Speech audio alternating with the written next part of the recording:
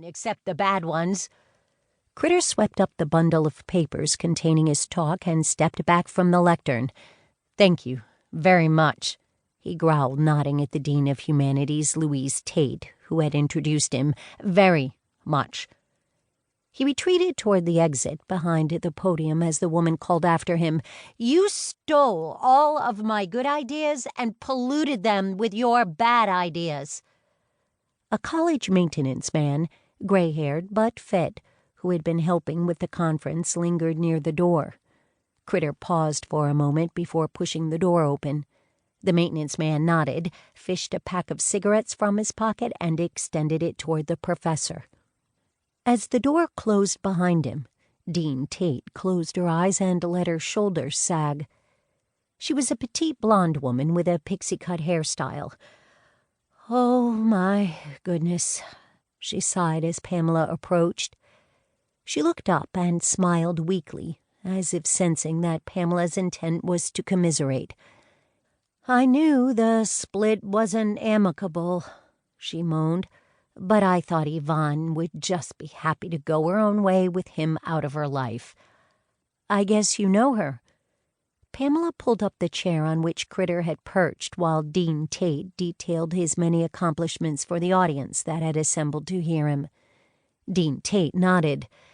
"Yvonne Critter, now it's Yvonne Graves, was a regular at School of Humanities social events until a few years ago, when their marriage started to disintegrate.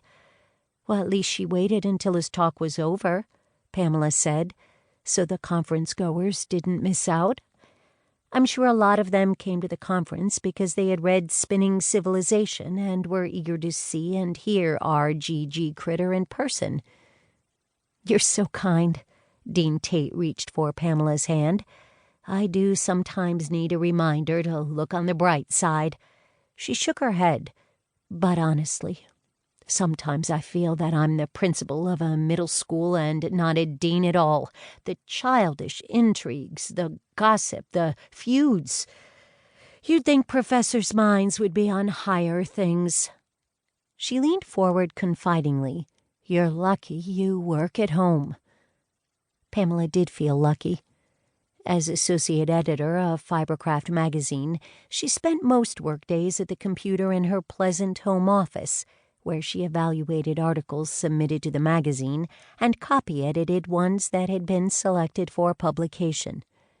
Rarely did her job require an in-person appearance anywhere, only the occasional meeting at the magazine's offices in the city or events like this one, the Conference on Fiber, Arts, and Crafts, co-sponsored by Fibercraft and Wendelstaff College. Pamela looked at her watch. "I should get back over to Sufficiency House," she said. "The knitters will be wondering where I've disappeared to." "You'll be seeing R.G.G. again." Dean Tate raised her brows and twisted her lips into a humorless smile. "He's planning to drop in at Sufficiency House for coffee this afternoon. I hope he's recovered by then." The exit behind the podium was closest to the parking lot where Pamela's car waited.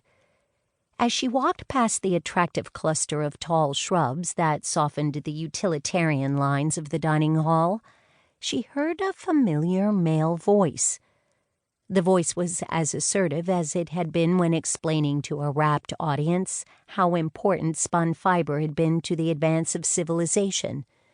But now it seemed to be responding to a lament.